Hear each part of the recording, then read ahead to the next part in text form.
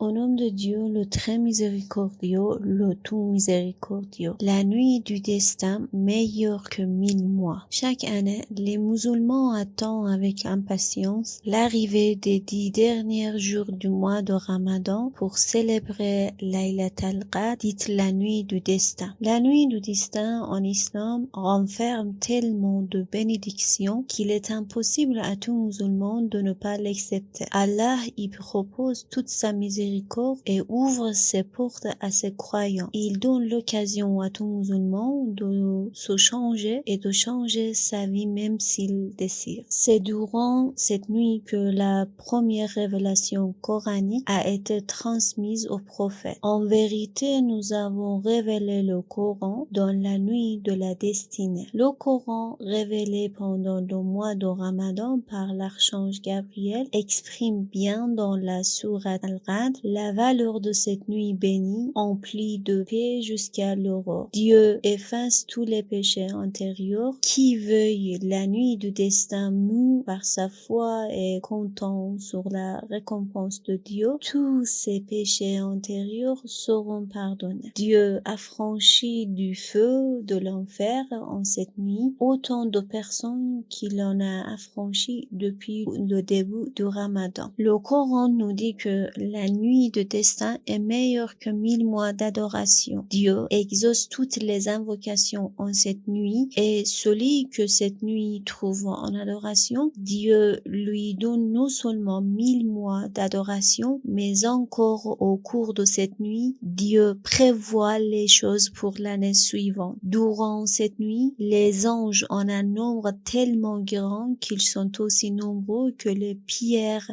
que compte la terre entière descendent sur terre pour dire Amin à nos doigts de Laylatul Qadr. Il se peut même que vous changiez votre destin annuel ou quotidien par les invocations. Allah dit dans le Coran, durant celle-ci descendent les anges ainsi que l'esprit par permission de leur Seigneur pour tout ordre. Quant à l'esprit, cela se réfère au noble ange Gabriel, donc c'est vraiment une occasion à ne pas rater. Le jeûne du mois de Ramadan nous permet de rester dans un état d'éveil spirituel permanent. Il nous amène à vivre dans un rapport de confiance avec Dieu. Pendant les nuits impaires de 10 derniers jours du Ramadan, le prophète sallallahu alayhi wa sallam nous invite à l'exil de soi pour poser un autre regard sur nous-mêmes et le monde qui nous entoure. Cela consiste à célébrer ces moments en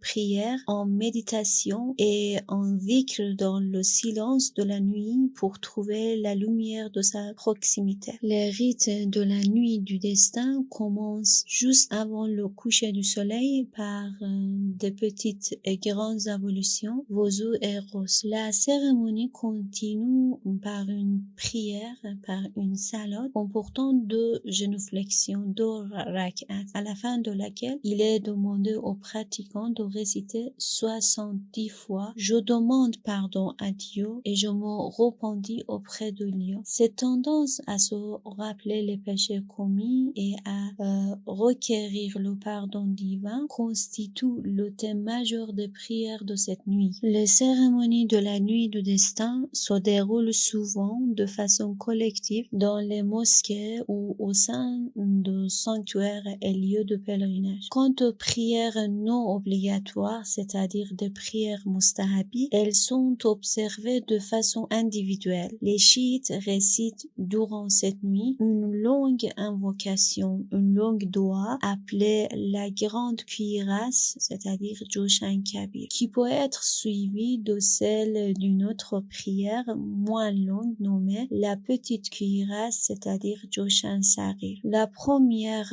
invocation, Joshan Kabir, contient 1000 noms différents pour s'adresser à Dieu. Elle est divisée en 100 sections contenant chacune 10 noms de Dieu. Les noms utilisés dans chaque partie suivent une versification homogène aux tonalités parfois poétiques. Une expression sort de refrain est récitée à la fin de chaque section. Elle transmet un message de repentir et implore Dieu de sauver les croyants du feu. La perfection perfection et la pureté sont à toi. Ô toi qui es le seul Dieu, à l'aide, libère-nous du feu. Ô Seigneur, Subhanaka ya la ilaha illa ant, al-Ghawth, al-Ghawth, al-Ghawth, khalisna minan nar ya Rab. Selon les chiites, Dieu par l'intermédiaire de l'ange Gabriel a pris cette longue prière à son messager Mohammed sallallahu alayhi wa sallam durant l'un des combats où il manquait d'armure pour se protéger de l'ennemi. Certains savants chiites pensent aussi que le grand nom de Dieu, c'est-à-dire Ism Azam, est l'un de ces 1000 noms divins inclus dans cette invocation Joshan Kabir. Après cette invocation arrive la phase finale et la plus caractéristique de cette nuit, c'est-à-dire le Coran sur la tête. Pendant ces quelques minutes, les fidèles ouvrent le Coran et le mettent sur leur tête en répétant les invocations récitées par un religieux. Il s'agit ici de soumettre ses souhaits à son Seigneur et à jurer en répétant 10 fois le nom de Dieu, du prophète Mohammed sallallahu alayhi wa sallam, d'Ali ibn Abi Talib, le premier imam chiite, de Fatima, fille de prophète et épouse d'Ali, ainsi que celui des 11 descendants de ce couple. En arrivant au nom de 12e imam chiite, les participants se lèvent en vue de rendre hommage à l'imam Mahdi, considéré comme vivant mais occulté et sauveur selon la doctrine de la Mahdaviya. C'est à ce moment qu'il est que chaque participant adresse à Dieu ses souhaits et l'implore de lui écrire un destin favorable jusqu'à la nuit du destin de l'année suivante. Quelques pratiques et actes de dévotion recommandés pendant cette nuit. La nuit du destin est une occasion pour les musulmans de se consacrer à la prière, à la méditation et à la réflexion spirituelle. Dans les hadiths, il est dit qu'un acte pratiqué lors de cette nuit est meilleur que le même acte effectué pendant 1000 mois. Cela signifie que si une personne prie pendant cette nuit, elle obtiendra des récompenses équivalentes à celles qu'elle aurait obtenues si elle avait prié pendant 1000 mois. Gloire à Allah. Voici quelques recommandations pour animer cette nuit. Premièrement, veillez toute la nuit ou le dernier tierce à partir de 2h30 environ et prendre conscience que ces dernières nuits sont une opportunité rare et s'appliquer avec plus de sérieux dans nos adorations. Deuxièmement, encourager nos approches, nos proches à partager ensemble des moments fraternels et spirituels. Prier ensemble en famille, lire le Coran avec des amis, se réveiller le dernier tierce de la nuit, etc. Prier. La prière est l'acte le plus important pendant cette nuit. Les musulmans sont encouragés à passer autant de temps que possible en prière et en méditation pendant cette nuit. Il est recommandé de faire des prières nocturnes ou de se joindre à des prières collectives dans les mosquées. Réciter le Coran autant que possible en recherchant la bénédiction et la miséricorde de Dieu. Je vous conseille de réciter la sourate Al-Ikhlas plusieurs fois, 10 fois, 100 fois ou 1000 fois. Demandez pardon à Allah, c'est-à-dire istighfar pour ses péchés passés, pour chercher la bénédiction et la miséricorde de Dieu en répétant l'invocation, c'est-à-dire Dua de Mujir. Méditez pendant cette nuit. Réfléchir sur notre vie, notre foi et notre relation avec Dieu. Faire un travail d'introspection en toute sincérité afin de voir en soi nos défauts, nos manquements et nos péchés. Accomplir une réelle tauba, c'est-à-dire une réelle repentir en multipliant les demandes de pardon lors de nos prières, nos invocations et notre zikr. Renouveler nos attentions, nos actes d'adoration doivent être voués à Allah dans l'unique but de lui plaire. Faire des actes de charité. La nuit du destin est considérée considéré comme une occasion idéale pour donner de l'argent ou